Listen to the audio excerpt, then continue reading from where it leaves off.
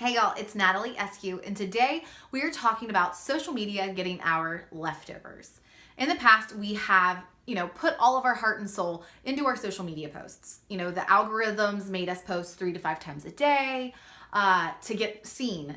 So now we kind of can change things.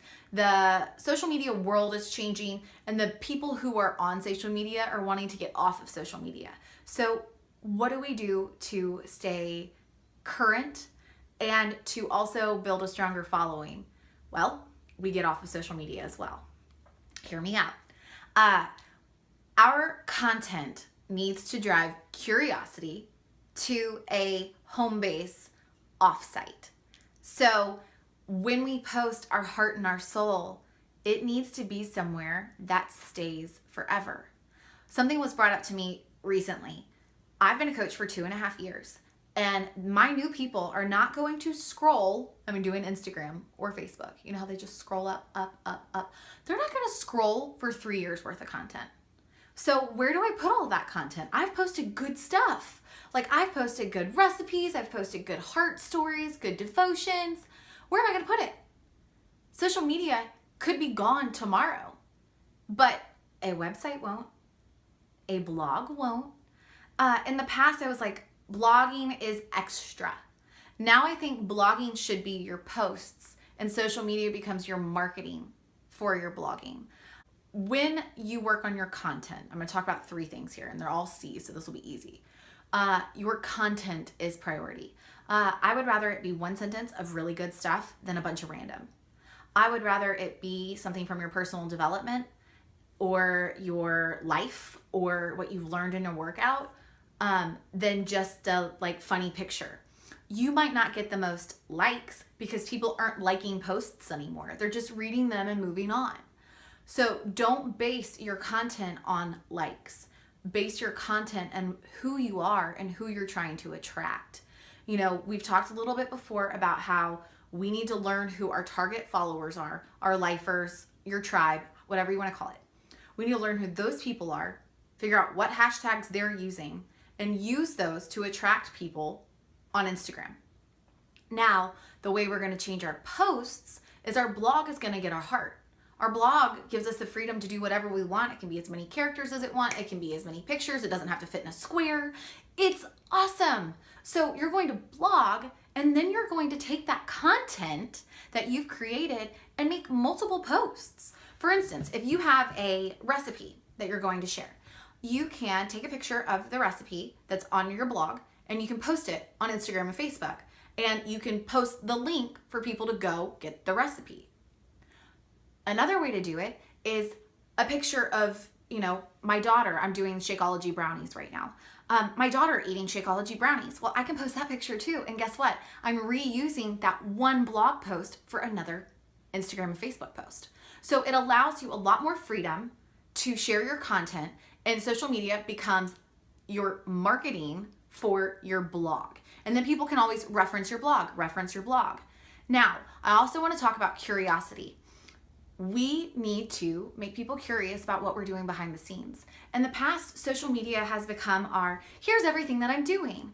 And we also post about our groups on social media.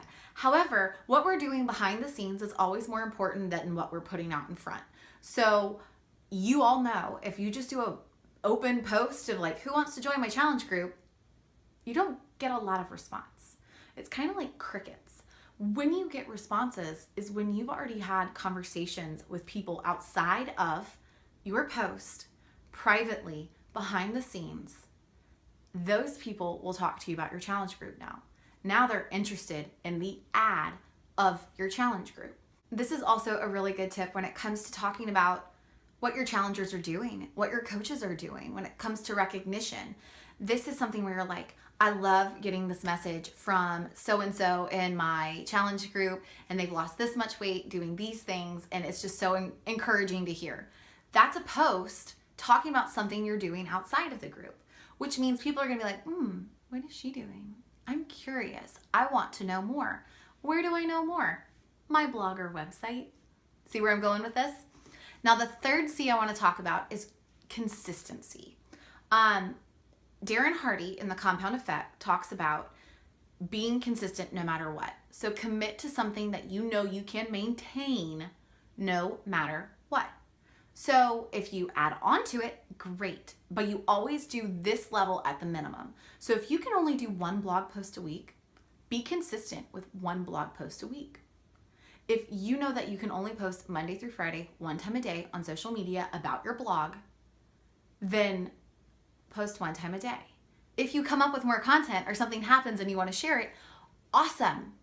But we want to be consistent. One of the top reasons that we are unfollowed on social media accounts is because of inconsistency in our content and in how often we post. I can't tell you how many times I've followed somebody myself, and I don't follow a lot of people. I followed someone myself and I'm like, oh, this person's great, awesome. And then I don't see a post for a long time and I don't realize I haven't seen a post for a long time. And then their face pops up and I'm like, who is that? So know that if you're not consistent, people are not going to want to follow you, because there are a lot of network marketing companies out there and everyone's trying to sell something. We've all had this conversation. But most of those people fall off within 6 months.